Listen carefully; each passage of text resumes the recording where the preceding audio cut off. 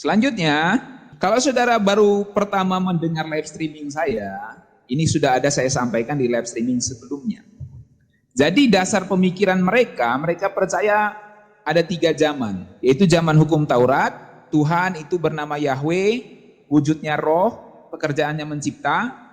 Lalu zaman kasih karunia, zaman perjanjian baru, Tuhan bernama Yesus, berinkarnasi jadi seorang pria untuk menebus di Israel. Lalu yang ketiga adalah zaman akhir. Tuhan itu bernama Tuhan yang Maha Kuasa, berinkarnasi jadi wanita. Inkarnasi pertama jadi pria di Israel, sekarang inkarnasi kedua jadi wanita untuk berfirman, pekerjaannya berfirman, bukan menebus. Dan lokasinya di Tiongkok. Nah, ini dasar pemikirannya. Lalu, dalam inkarnasi ada hal-hal yang berubah, yaitu namanya, pekerjaannya, wataknya, dan gendernya. Nah, ini dia ya. 4 aspek yang penting dari inkarnasi. Namanya, pekerjaannya, wataknya, gendernya. Jadi namanya itu kalau perjanjian lama Yahweh, ini. Kalau perjanjian baru namanya Yesus. Kalau di zaman akhir atau zaman kerajaan mereka sebut, itu disebut Tuhan yang Maha Kuasa namanya. Nah, itu soal nama.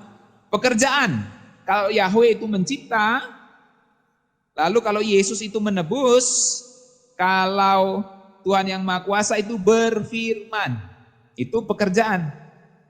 Wataknya, kalau Yesus itu mengasihi, wataknya, kalau Tuhan yang Maha Kuasa, wataknya nanti ditampakkan lebih kepada penghakiman. Jadi dia menghakimi.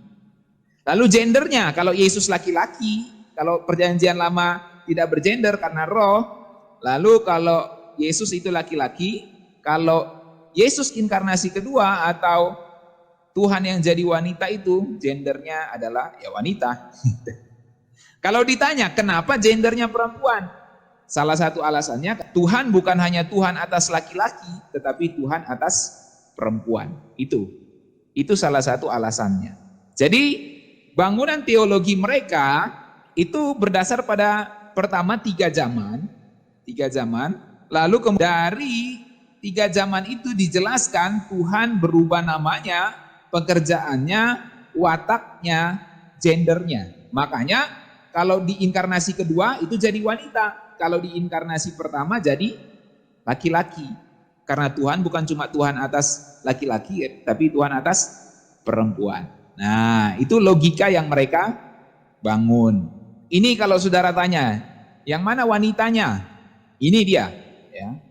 Gereja Tuhan yang Maha Kuasa juga dikenali sebagai kilat dari timur, mengajar bahwa wanita Cina yang Xian Bin adalah Kristus akhir zaman dan Tuhan yang Maha Kuasa. Nanti di live streaming sebelumnya saudara bisa tonton video-video saya ya.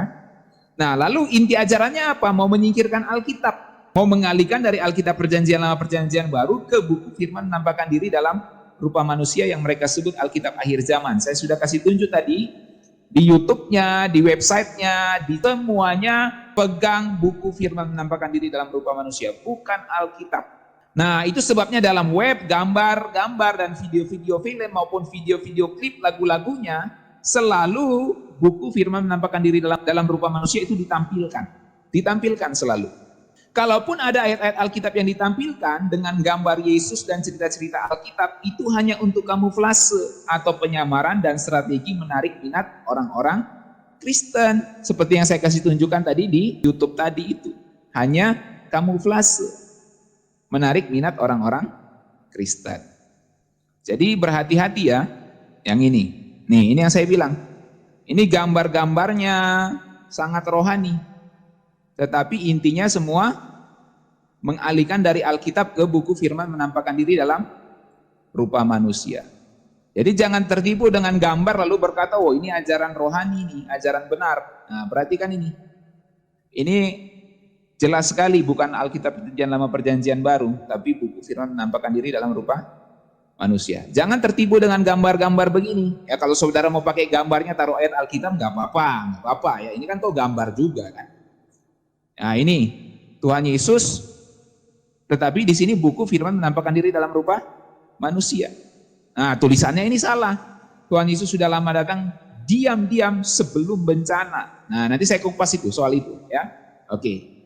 Jadi poin saya adalah jangan tertipu. Saya minta orang-orang Kristen, semua netizen jangan tertipu dengan video-videonya. Saya ingatkan, sebagai hamba Tuhan saya ingatkan, jangan tertipu dengan gambar video-videonya ya.